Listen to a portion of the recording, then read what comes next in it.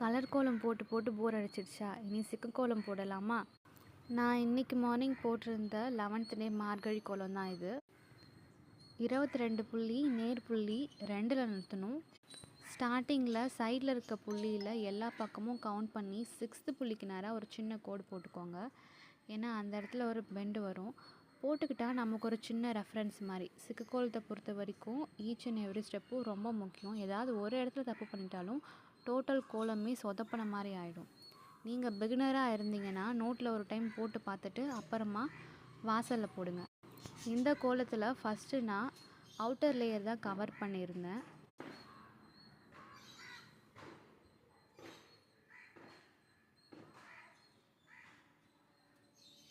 And then சென்டரில் இது மாதிரி பாக்ஸாக போட்டுக்கோங்க. இதே மாதிரி டாப் டு பாட்டம் 2 சைடுமே வரும்.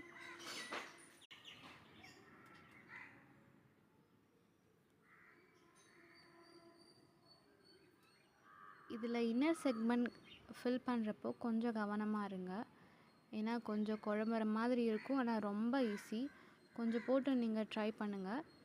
ரொம்ப சூப்பராக இருக்கும் இதோட அவுட்கம். வாசலில் போடுறப்போ எனக்கே ரொம்ப பிடிச்சிருந்தது. இன்ஃபேக்ட் எங்கள் அம்மா ரொம்ப நல்லா இருக்குன்னு சொல்லி எனக்கு இன்றைக்கி பாராட்டு கொடுத்துருந்தாங்க. ரெகுலராக இதே மாதிரி சிக்கு கோலம் நீங்களும் போகணுன்னு ஆசைப்பட்றீங்களா? அண்ட் தென் கமலி விலாகை மறக்காமல் ஃபாலோ பண்ணிக்கோங்க. நான் உங்களுக்கு சிம்பிள் ஸ்டெப்ஸில் சிக்கு கோலம் போட்டு தரேன். இது பார்க்க தான் இவ்வளோ பெருசாக இருக்குது. ஆனால் ஒன்ஸ் நீங்கள் போட ஆரம்பிச்சுன்னா உங்களுக்கே ரொம்ப பிடிக்கும். அதுக்கப்புறம் கலர் கோலம் என்ன, டெய்லி சிக்கு கோலம் தான்.